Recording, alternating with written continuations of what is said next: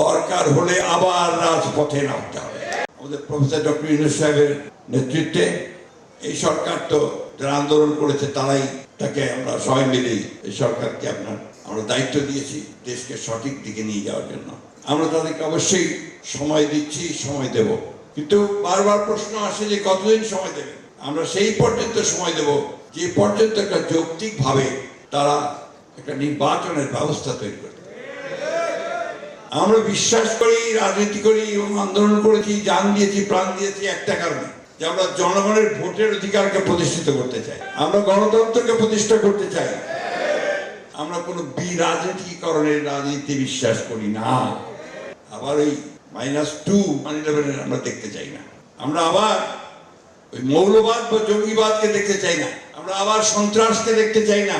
আমরা সত্যিকার অর্থে দেশে একটা সুস্থ উদারপন্থী গণতান্ত্রিক ব্যবস্থা দেখতে চাই।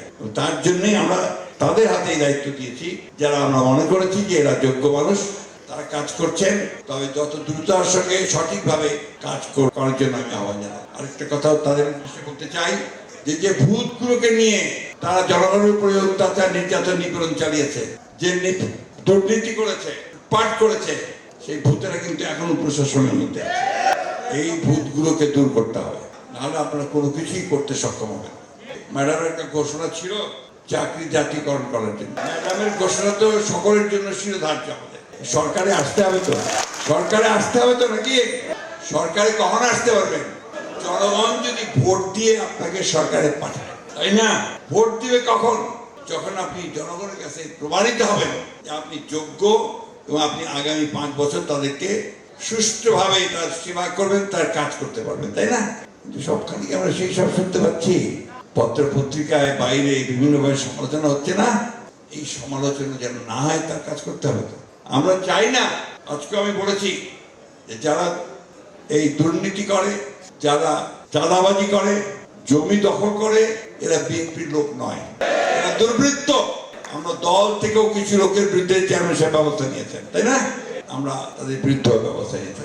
শিক্ষকদেরকে দল কানা হলে চলবে না। শিক্ষকদেরকে দলীয় রাজনীতির একটু দূরে থাকে, তাহলে শিক্ষা প্রতিষ্ঠান থাকবে না। কথাটা আপনাদের ভালো লাগবে না আমি জানি।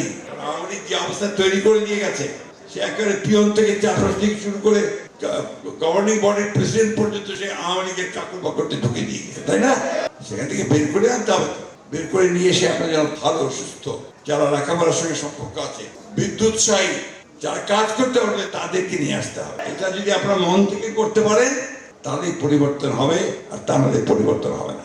অনেকেই বলে যে কি হলো, আমি বলছি এই পর্যন্ত তো হলো, হাসিনা পলায় গেছে, এটা হলো না? পার্লামেন্ট ভেঙে গেল, এটা হলো না? ম্যাডাম বের হলো, এটা হলো না? বাকি কাজটা আমাদেরকে করতে হবে, তার জন্য কাজ করতে হবে। দরকার হলে আবার রাজপথে নামতে হবে, দরকার হলে আবার বুকে রক্ত দিতে হবে। সবাইকে সঙ্গে নিয়ে জাতীয় ঐক্য সৃষ্টি করে আমরা সত্যিকার অর্থেই এই দেশে প্রেসিডেন্ট জিয়া রহমান সাহেবের যে স্বপ্ন, সেই স্বপ্নকে আমরা বাস্তবায়িত করবো। ম্যাডামের স্বপ্নকে বাস্তবায়িত করবো, তারেক রহমানের সাহেবের স্বপ্নকে বাস্তবায়িত